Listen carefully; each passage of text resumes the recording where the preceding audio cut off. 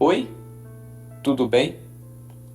Começamos agora Conversando o Evangelho, o estudo semanal do Evangelho segundo o Espiritismo, tradução Guilhom Ribeiro. O estudo de hoje é o número 43, capítulo 13. Não saiba a vossa mão esquerda o que dê a vossa mão direita. Fazer o bem sem ostentação. Itens de 1 a 6, de 9 a 10 e 17 e 18. Em nome da Casa Virtual Luz Espírita Caville, agradecemos a presença da Maria Rita, da Michele, do Ney e do Josimar. Convidamos nossa amiga Maria Rita para fazer a prece inicial. Pai Celestial, Mãe Divina, nós pedimos a Tua proteção para a realização do estudo do Evangelho desta noite. Clareia a nossa consciência e amplia o nosso entendimento, para que possamos usar palavras claras e de fácil entendimento para todos aqueles, encarnados ou não, que vão participar direta ou indiretamente desse estudo. Que os espíritos de luz que coordenam este trabalho e nossos mentores nos assistam e nos orientem, indicando-nos o melhor caminho a seguir. Assim seja. Que assim seja. Para começarmos o nosso estudo, temos a seguinte afirmação que Jesus nos deixou. Quando derdes esmola, não saiba a vossa mão esquerda o que é a vossa mão direita, a fim de que a esmola fique em segredo, e vosso Pai, que vê o que se passa em segredo, vos recompensará. O que Jesus quis nos deixar com essa afirmação? Bem, eu vou começar falando um pouquinho sobre uma coisa que eu acho interessante, que a alegria de quem dá é bem maior do que a de quem recebe. E eu digo isso por 3 motivos. Primeiro, quem dá, ele está sempre naquela posição de superioridade, porque ele tem, ou ele tem de sobra, ou ele está dando um pouco daquilo que ele tem, mas ele está sempre naquela posição de quem dá. A segunda é quem recebe, muitas vezes, está numa posição que se sente de necessitado, se sente inferior, porque ele está precisando daquela doação. E em terceiro lugar, quando a pessoa doa com ostentação, aí é o problema, porque a pessoa que recebe se sente humilhado. Então nós temos que ter muito cuidado e seguir essa máxima de Jesus. Quando der alguma coisa, a gente dá em segredo, porque somente o Pai que está nos céus vai ser capaz de nos recompensar.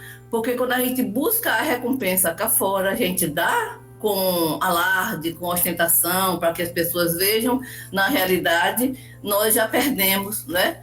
Aquela, como é que se diz, recompensa do céu. Nós vamos ter a recompensa da terra, que é bem menor, e muitas vezes de aduladores, de pessoas que não nos amam e não nos respeitam de verdade. Então, o ato de dar é um ato muito interessante e que a gente precisa aprender a dar desta forma, a dar sem apego aos resultados da doação. Então, por esse raciocínio, Rita, quem faz o bem ostentosamente já recebeu sua recompensa? Com certeza. A vaidade já pagou, né? A vaidade, o orgulho já foi o pagamento desse bem ostentoso. Eu gosto muito de dar exemplo de rede social, né, gente? Então vou entrar aí na rede social de novo. Há uns meses atrás, estava na moda os vídeos de um pessoal indo para a rua fazer caridade, e aí abraçava morador de rua, E aí eram vídeos com... Não tô julgando o mérito de quem fez, viu, gente? Sem julgamento nenhum, até porque eu acho que toda ação que incentive o bem, ela é muito válida. Mas a partir do momento que a pessoa vai para a internet, para a rede social e mostra aquilo e fica feliz com aquela quantidade de like, a gente sabe que os likes retornam financeiramente, então ele já recebeu ali o pagamento. Essa é a caridade ostentosa. Então, Jesus ensinou que a gente não precisa mostrar que nós estamos sendo bons, estamos sendo caridosos, seja a caridade material ou moral, como a Rita falou.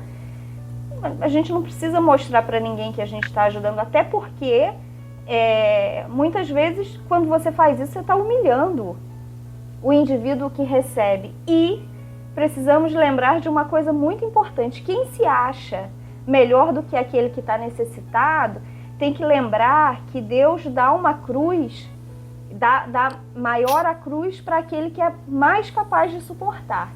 Então, se aquele indivíduo está numa situação de miséria, numa situação pior, muitas vezes ele é mais evoluído do que aquele que está numa situação melhor, porque ele tem mais capacidade de superar aquele problema, é mais resignado, é mais resiliente, veio cumprir uma prova que aquele que está ostentando não tem ainda capacidade de suportar. Então a gente precisa refletir isso também, da nossa capacidade de amar realmente sem querer aparecer, porque isso não tem mérito nenhum, a não ser para quem busca vaidade, orgulho e busca like em rede social. Prosseguindo com a reflexão, fazer o bem, eu acho que é um dever de todos nós. Portanto, não tem razão para buscarmos aplausos para nossos atos, nossas atitudes, ou nossas próprias benevolências. Porque o verdadeiro bem age em silêncio com a aprovação agradecida do beneficiário, de quem está recebendo. O agrado a Deus e a satisfação interior de quem pratica. Por que isso? Porque a prática do bem com ostentação é uma demonstração real de inferioridade moral.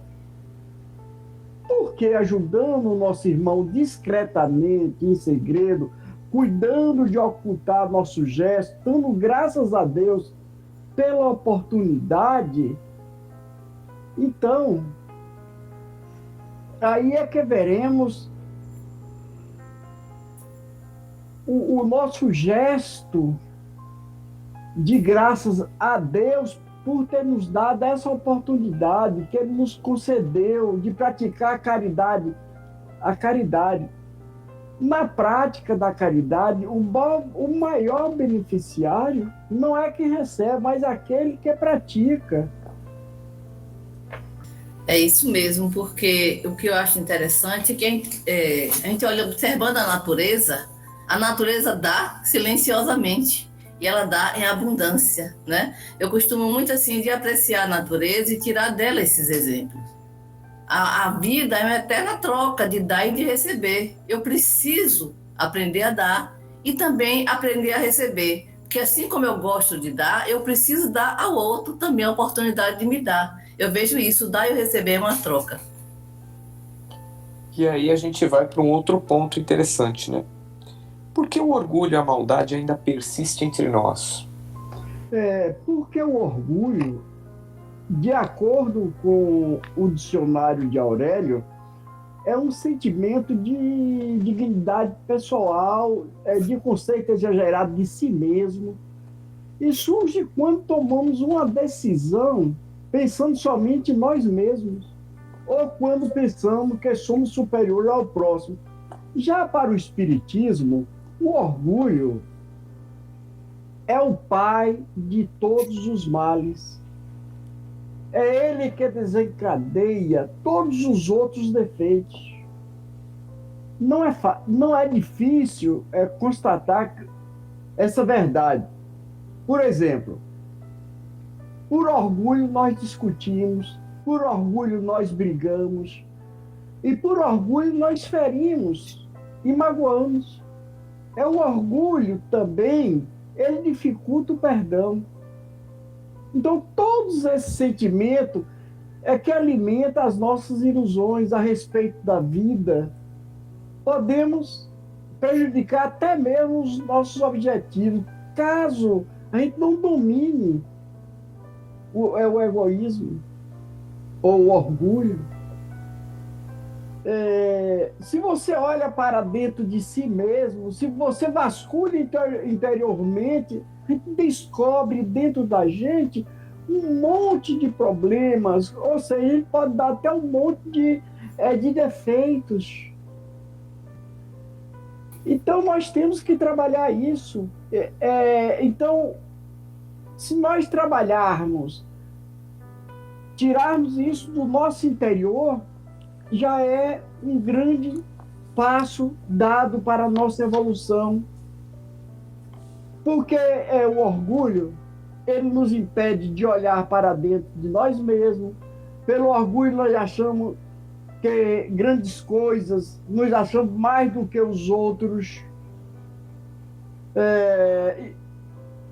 E muito mais ainda, quando exacerbamos, colocamos todos esses defeitos na prática, ou seja, praticando.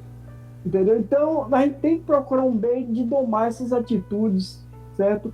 Porque tudo isso, toda essa situação é ignorância nossa, dos homens sobre sua própria origem. O nosso papel, a nossa missão ao ser enviados para esse plano.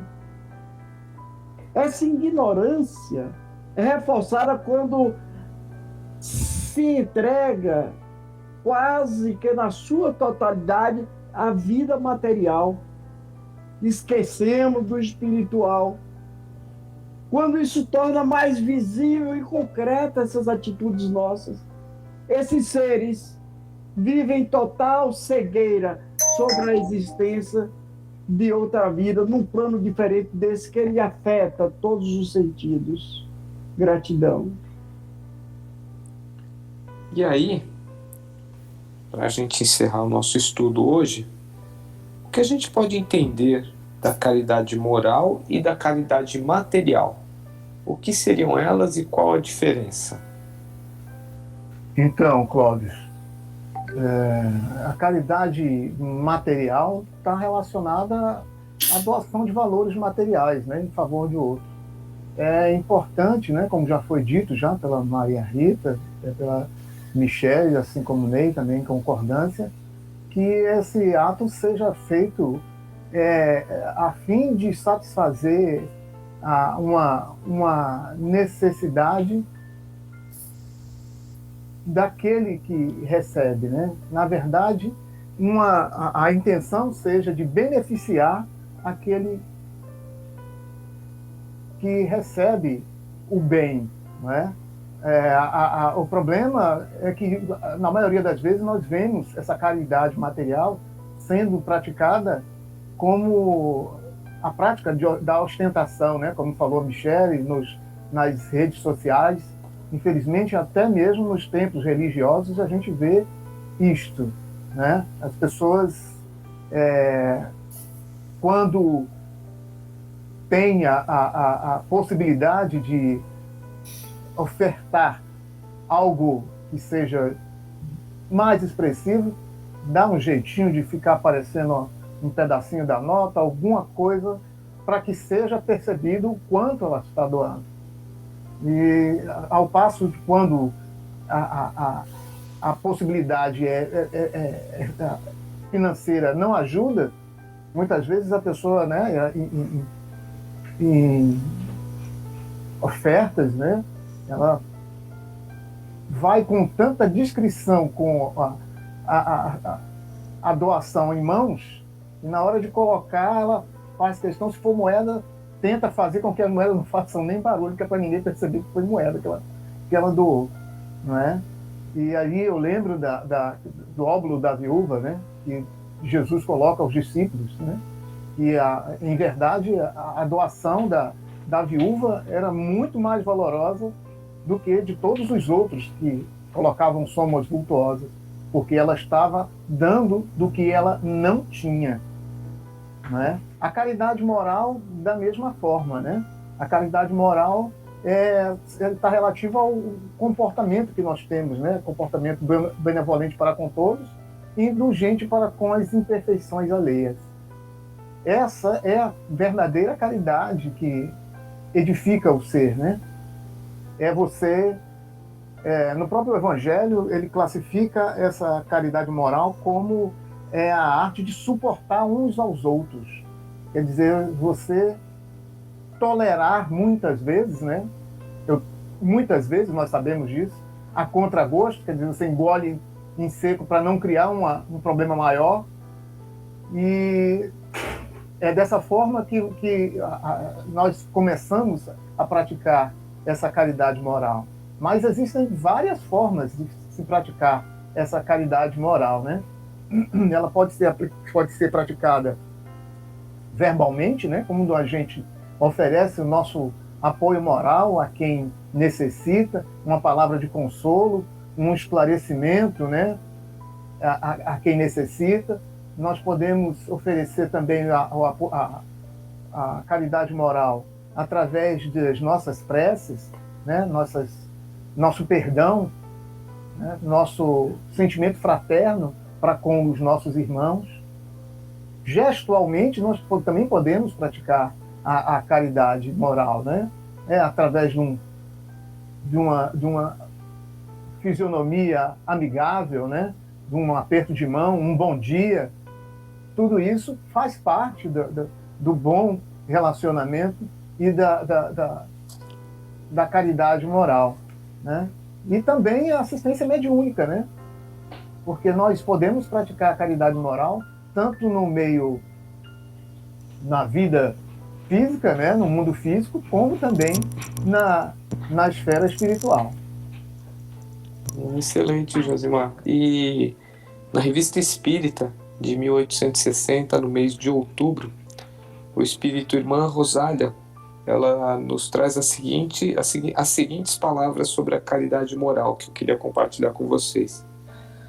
A caridade moral consiste em nós suportarmos uns aos outros, e é o que menos fazeis neste mundo inferior onde estáis encarnados no momento. Sede, pois, caridosos, porque avançareis mais no bom caminho. Sede humanos e suportai-vos uns aos outros. Aí ela continua. Saber ficar surdo quando uma zombaria escapa de uma boca afeita à troça. Não ver o sorriso desdenhoso que acolhe a vossa entrada em casa de pessoas que quase sempre, por erro, se julgam acima de vós. Verdade, então nós né? vemos aí que não precisamos, basta apenas nós nos suportarmos. E nos dias de hoje o que a gente menos tem visto é isso. Verdade. Nesses dias polarizados, nesses dias de conflitos, Intolerância, é o que a gente menos vê. Bem, gente. Precisa do bip, né? Viu? Oi.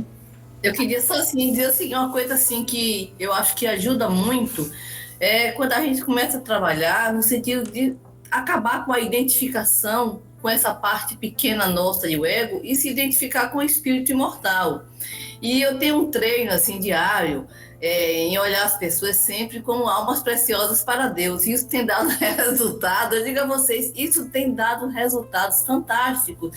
Aquelas pessoas que às vezes eu não consigo, eu disse, não, mas ela também é uma alma preciosa para Deus. E se Deus a ama, eu não posso deixar de amar essa pessoa. E aí eu oro para ela e envolvo ela em luz e as coisas vão se resolvendo. Eu acho que é uma dica boa, sabe? Exatamente. Eu digo a vocês. É isso aí, é na prática. É a benevolência, a indulgência e o perdão, né? Uhum. Perfeitamente. Bom, gente, chegamos ao nosso fim aqui. Obrigado a todos pela colaboração no estudo de hoje. E pedimos então ao nosso amigo Ney para fazer a nossa prece de encerramento. Vamos elevar nossos pensamentos, nossos melhores sentimentos até Deus, para que possamos, através do Senhor Jesus, agradecermos pela essa valiosa oportunidade de sermos úteis à tua seara de amor e de luz. Pedimos ao teu coração que nos fortaleça para que possamos colocar em prática tudo que foi dito na noite de hoje. Rogamos a tua paz, rogamos a tua proteção, para que nossas provas do dia a dia, bem como coragem de seguir em dias tão conturbados como os dias atuais, assim que possamos em teu nome, mas acima de tudo em nome de Deus, para que possamos dar por finalizado todo o nosso estudo desta noite. Nós te agradecemos e nos colocamos à tua disposição. Que assim seja. Amém. Assim Que seja. assim seja. Que assim seja. Tenham todos uma boa semana. E até o próximo estudo. Fiquem com Deus.